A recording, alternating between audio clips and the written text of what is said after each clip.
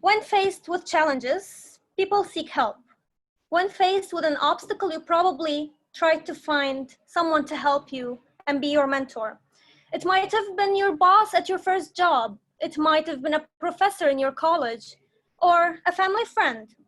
So, dear Toastmasters and distinguished guests, I want you to close your eyes for just a second and think back.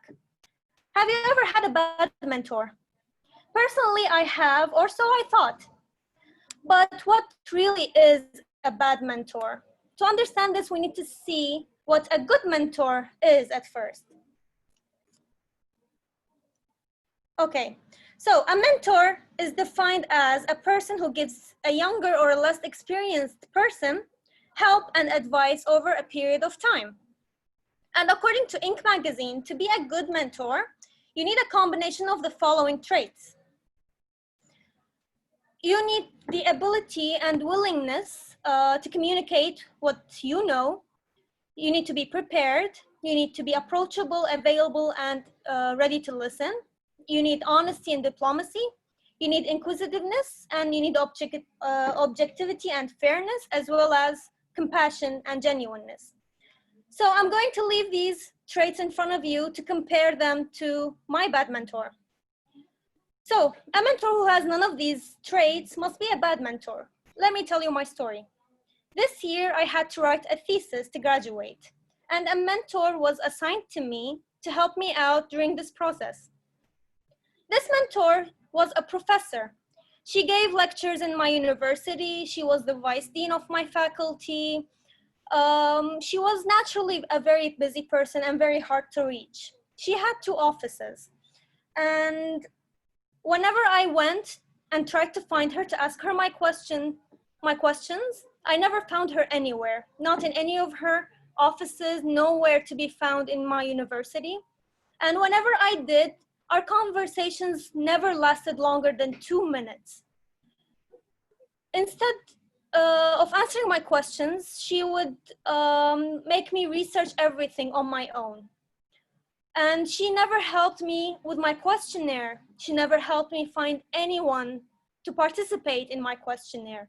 I had to learn SPSS all on my own. And if you know that program, it's very difficult to learn. And I had to learn the whole thing on my own, and she never helped me with anything. And I had to analyze my own data. I had to, and I had no idea if what I was doing was right or wrong. And she kept saying that this was just a graduation project. And this sentence really affected me, and I felt very belittled because she was so calm and collected the whole time. I was stressed out the whole semester just because of how calm she was.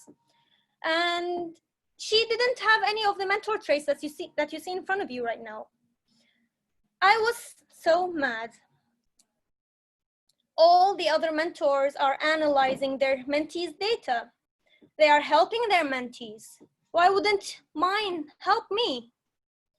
But when I finished writing my whole thesis, it was over 20 pages long, and I was so proud of myself because I did it all in my own, in quarantine, in a couple of months only, using a language that I'm not that proficient in.